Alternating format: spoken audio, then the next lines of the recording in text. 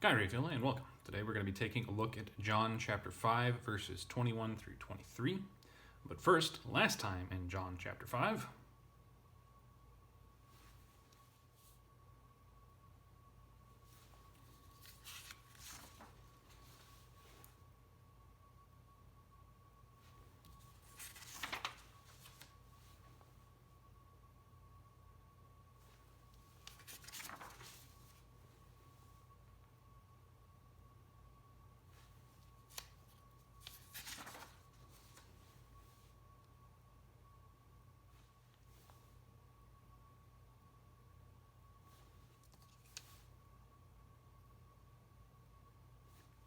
here is our rubric.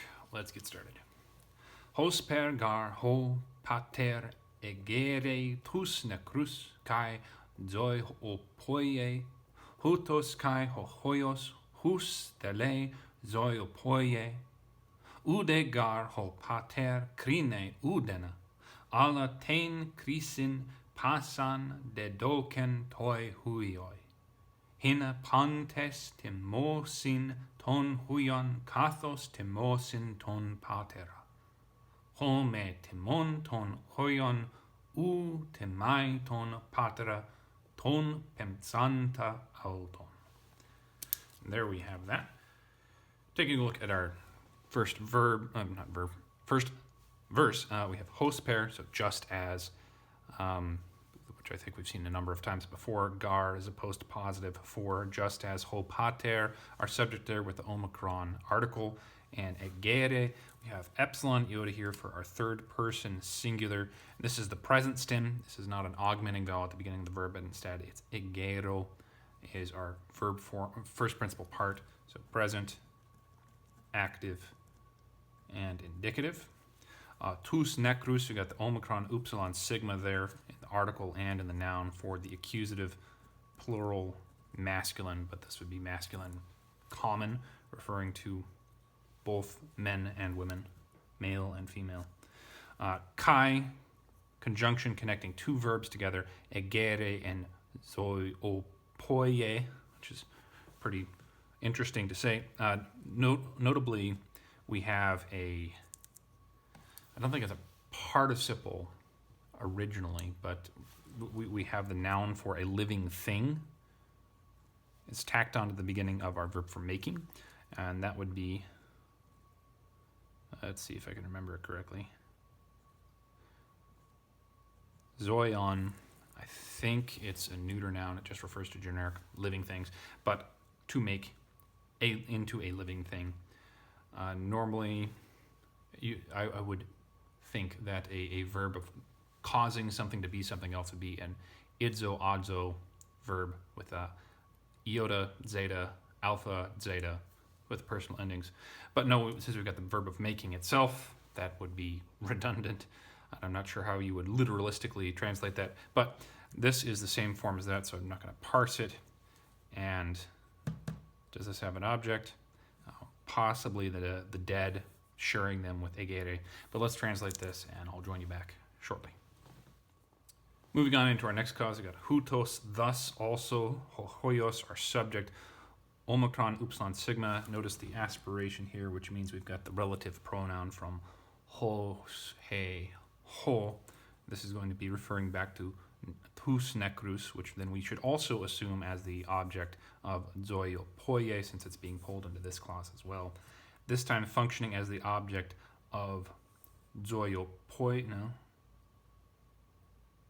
as theie, and also zoiopoie, because the son whom plural he wishes he makes alive, so they're both sharing the same. We could repeat a form of hus here technically, but John has avoided that. This note is the same form as up here, so I don't need to parse it, as is thele, so I'm just going to drag that down as over here, and then we move on into verse 22 momentarily. Moving on into verse 22, ude, we have a negative, which would be operating on a verb, but then notice ahead we've got udena, with the epsilon new alpha right there. This would come from udes, which I should probably write down. Udes, trying to remember if the delta stays in here, but mia and uden. So not plus one. And here we have the accusative plural, or could be the accusative singular, the masculine. Give me a moment and I will pull out my card that I haven't looked at in ages. All right, so I've got the forms of those there. Eis, mia, hen, henos, mias, henos, heni, miai, heni, hena, mian, hen. Accusative singular masculine, whereas neuter would just be hen. That's what we've got there. I did identify it correctly.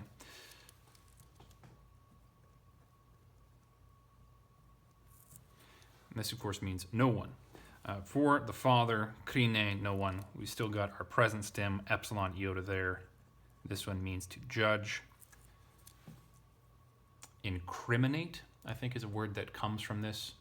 So to be in judgment with the in, right, with the suffix, prefix, not suffix, in.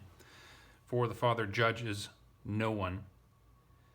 And note that these two do not negate each other. So even though it looks like we've got a double negative, because they're the same form of a negative in the same clause, this one modifying the verb and this one acting as the object of the verb, it's rather just emphasis. The father indeed does not judge anyone.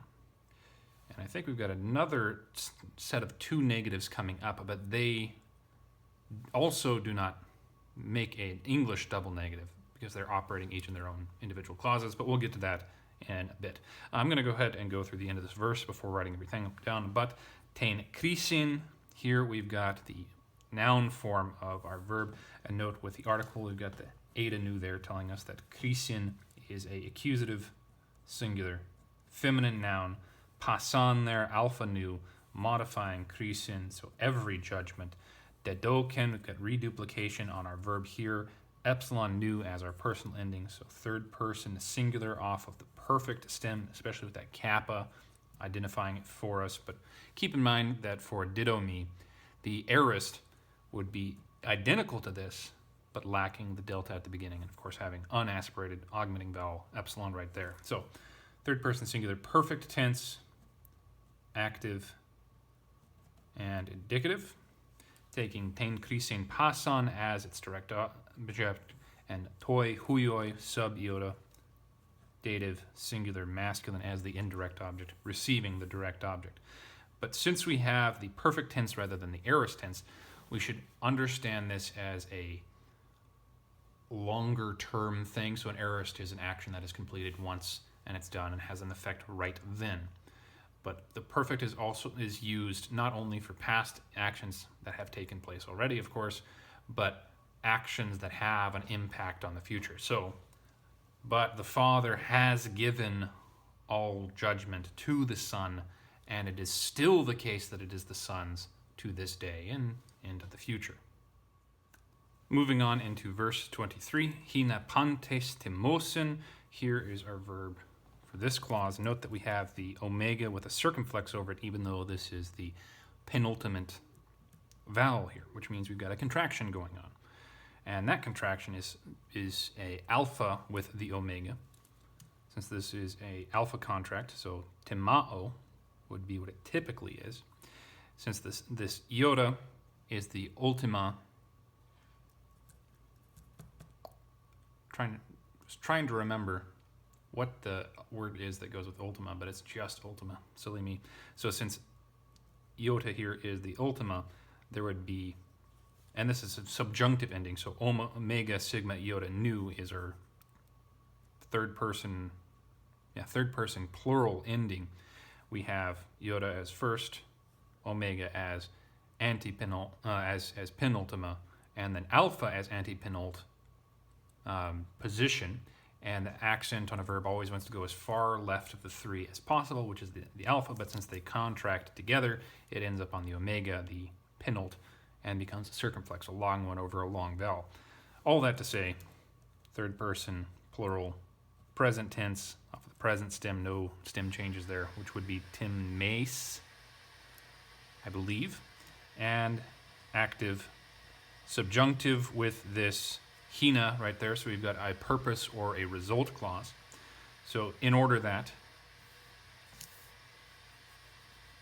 the ones, the plural people, pantes here, epsilon, sigma, should probably have looked at that for our subject earlier, but nominative, plural, common, masculine, so that all honor the son as the direct object, kathos, just as timosin, again, it's the subjunctive there, so we don't need to parse it, they honor the father, as with that alpha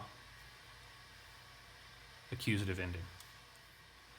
Moving on into our final clause, here we have ho me timon. This omega again has the circumflex on it this time because it is a participle. So that's with the article there telling us nominative, singular, masculine, yeah. Though masculine and feminine are interchangeable for this ending, I think. This is own omega nu for masculine, feminine, omicron nu for the neuter of this present participle. And I'll explain the circumflex in a moment. So why we've got the circumflex is again because we have the contraction of the alpha and the omega. But in this case, since the omega is the final vowel of the participle here, that means it has the power to pull the accent over. Otherwise, it would end up over the iota. So if this had been a neuter participle, we would have omicron nu here and an acute accent over the iota. But since it is masculine or feminine participle, final vowel being a long vowel, the accent can't be more than one syllable away from a long vowel in a verb, so it moves over to the alpha. Since the alpha melds with the omega, then they become together a single vowel, still long, therefore circumflex. Ton huyon as our object. U does not make me into a double negative in English because U is going with temai, which is a new vowel. And this one, alpha subiota with the circumflex, again, an indicator to us that we have a contraction, but in this case, rather than participial ending or a subjunctive ending, we just have the normal indicative ending with epsilon iota. The epsilon drops out, the iota goes underneath the alpha. Then moving on, we have patera as the object of timai. What we have being said here is the one, whoever does not honor the son, the one not honoring the son does not therefore honor the father, but without the word for therefore. And then ton pimtsanta with that new tau alpha matching patera and the accusative singular. That's nominative. Accusative singular masculine form is a participle telling us more about what the father is doing. Auton being the object of pimtsanta.